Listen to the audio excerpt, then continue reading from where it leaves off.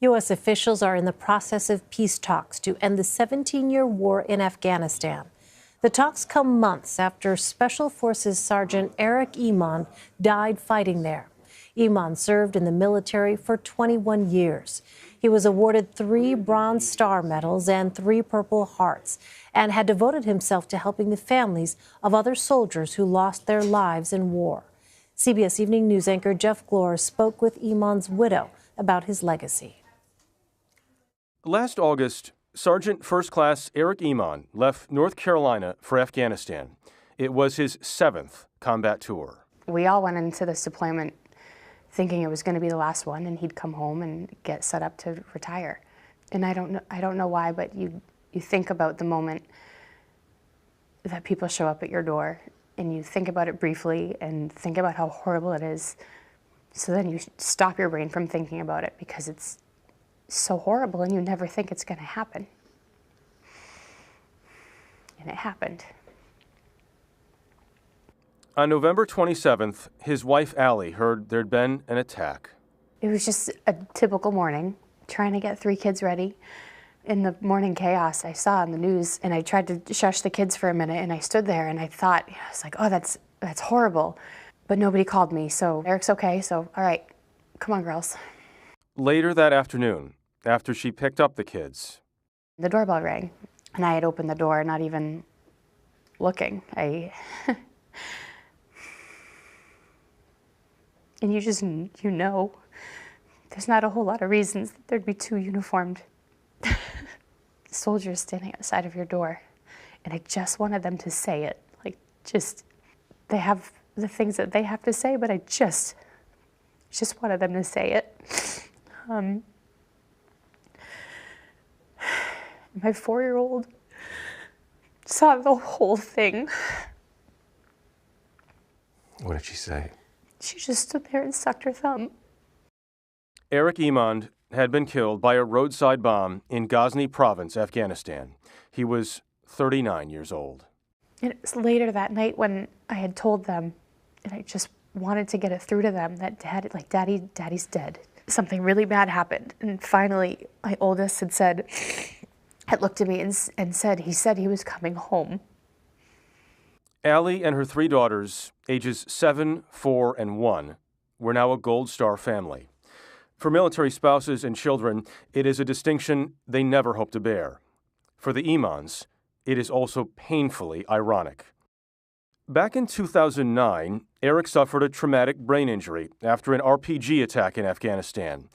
While he was recovering, he and others, including his friend Dan Magoon, started an organization called Mass Fallen Heroes to help Gold Star families. It angered Eric that those families were forgotten about when all the pomp and circumstance dies down and the flag is presented and families go on. And then a year passes and it's on to the next story, it's on to the next issue. I'd like to begin by thanking each and every one of you for attending our 2nd annual Fallen Heroes Memorial Gala. For the next 8 years, Eric devoted so much of his life to his country and Gold Star families. His death leaves behind a new one. That's all we told them, is that Daddy's a good guy, and good guys always win.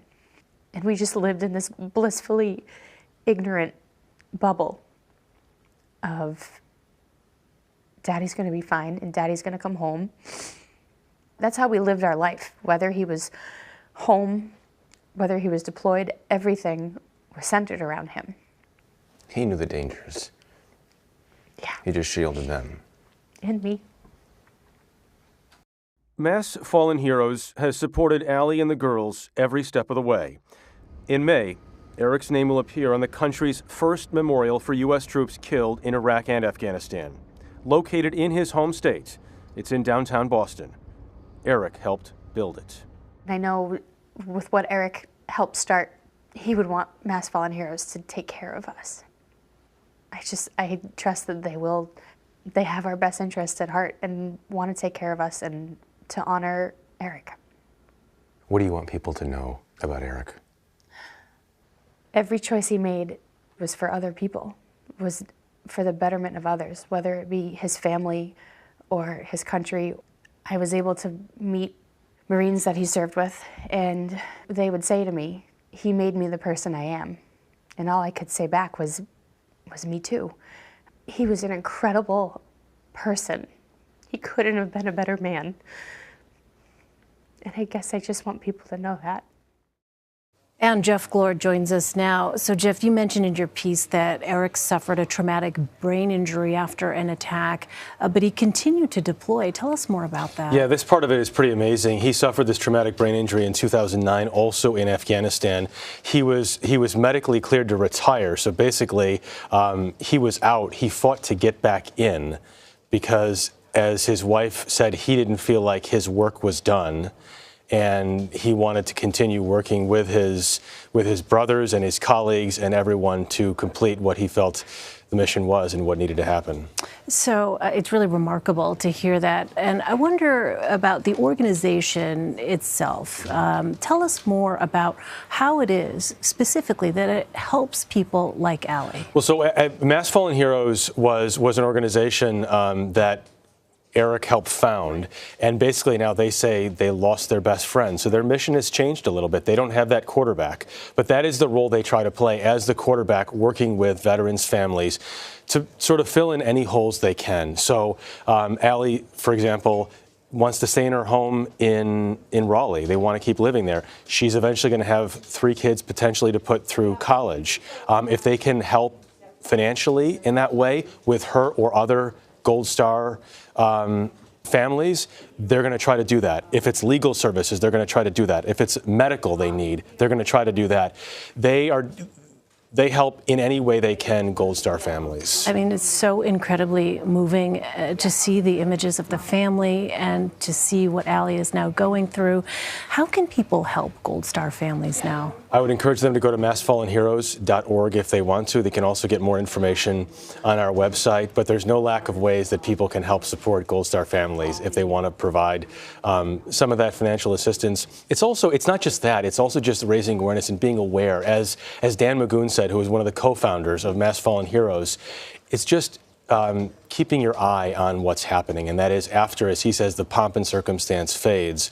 Understand that, and we talk about this. We're going to talk about it on the news if somebody dies in combat. Remember that family's not just dealing with it that night. That family's dealing with it for forever. Absolutely. All right, CBS Evening News anchor Jeff Glor. Jeff, thanks so much. Sure.